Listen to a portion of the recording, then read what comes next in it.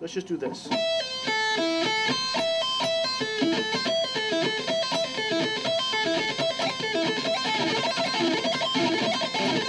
Doesn't that sound more mean than this?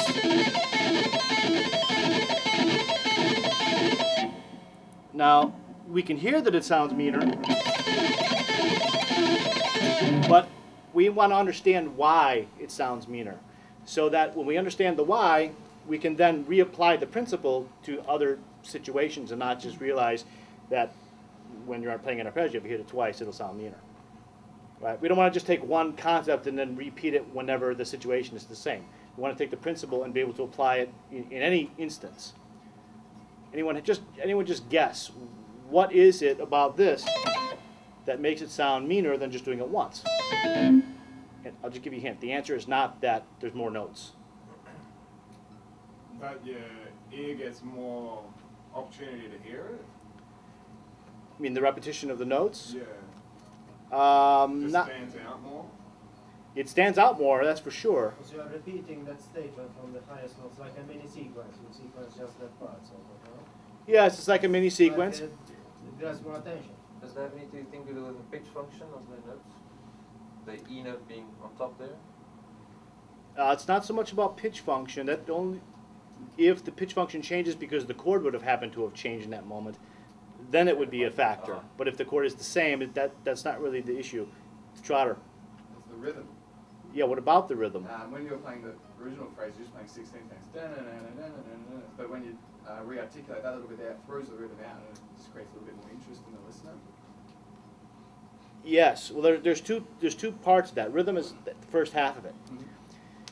You can keep the rhythm the same. You can play them all still as 16th notes. You don't have to change the rhythm. Now you're just simply adding 2 more 16th notes to the length of the lick, okay?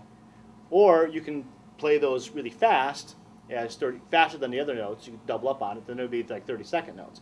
That would be actually changing the rhythm. But if we keep it as 16ths, which was pretty much what I was doing. Yeah, that's what I meant. Yeah. Then the rhythm isn't changing. We're just extending the phrase just by 2 notes. Yeah. But okay, but what's important here is where the accents fall. That's what Okay. I meant. All right. So if we were playing to a drum beat, right, and the bass drum is hitting this, and the snare is there, it would be a really fast drum beat in that case. But if there's a hi-hat or anything going on, you know, where the beat and the measures are being divided. As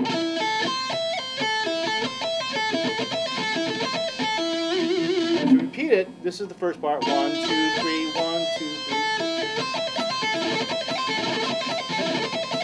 Now that second accent is not on the beat. So 2 things happen. What usually happens on the beat? Stuff happens, right? Some other instruments are playing stuff. You hear something from the drums, the cymbal, a hi-hat, bass drum, the bass player is doing something, maybe the chord is being articulated again by the guitars, you know, whatever. There are stuff happening usually on beats. But off the beats, typically there's less stuff. There's less rhythmic density. Less events are going on. So when you re-articulate it slightly off the beat, it stands out more because it's easier to cut through to hear. Okay, so within the texture, there's more to hear. Okay, now I want you to imagine that I'm not too lazy to get up and go stand over there at the whiteboard, and imagine that I had the pen in my hand and I drew a line that goes like this, an arc.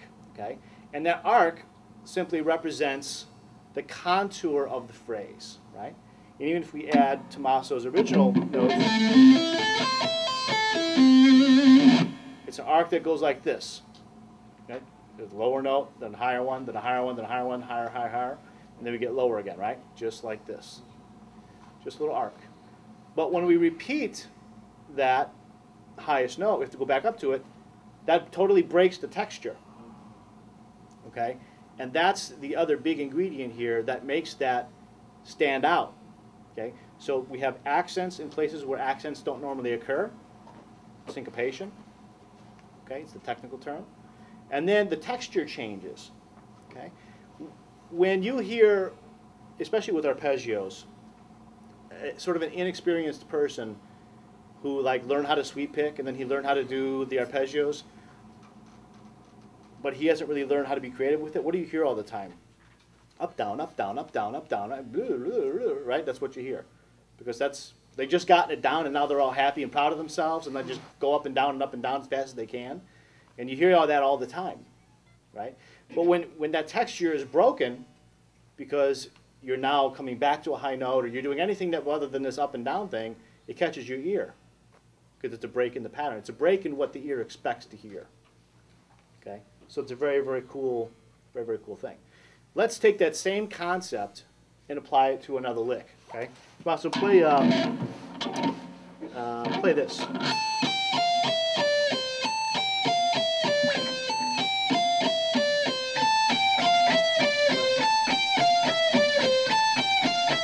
So if we repeat this over again, just have a 6-note phrase.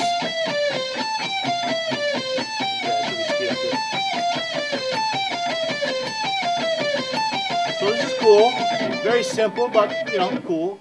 If you play it faster and faster, it starts to get a little cooler and cooler, right? And you can move it around, up and down the scale. You can do whatever you want with it, okay? But listen to this texture, which is basically a straight line down, right? Imagine in your mind or on that whiteboard, you're drawing a line. Before it was an arc, now it's a straight line down, right? This is what the listener expects to hear, especially if you repeat it. Take the same concept that we applied to Tommaso's arpeggio and repeat the first 2 notes.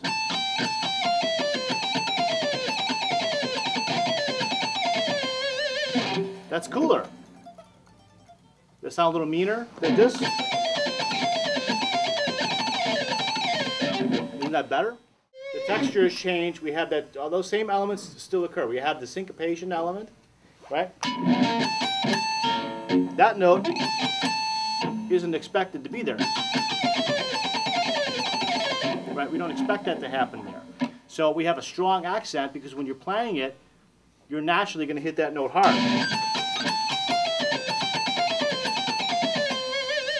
Right? You're just going to beat the crap out of it because it sounds good.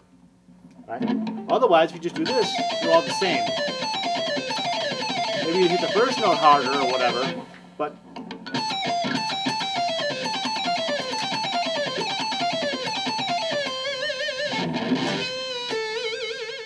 if we do this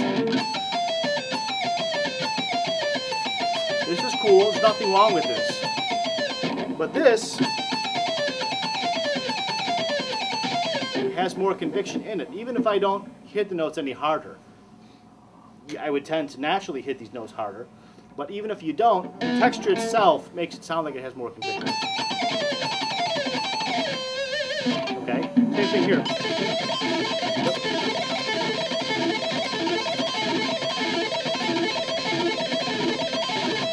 It sounds more convincing than this.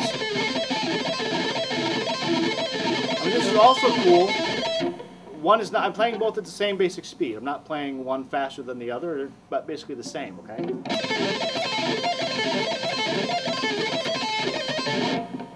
There's more conviction in that.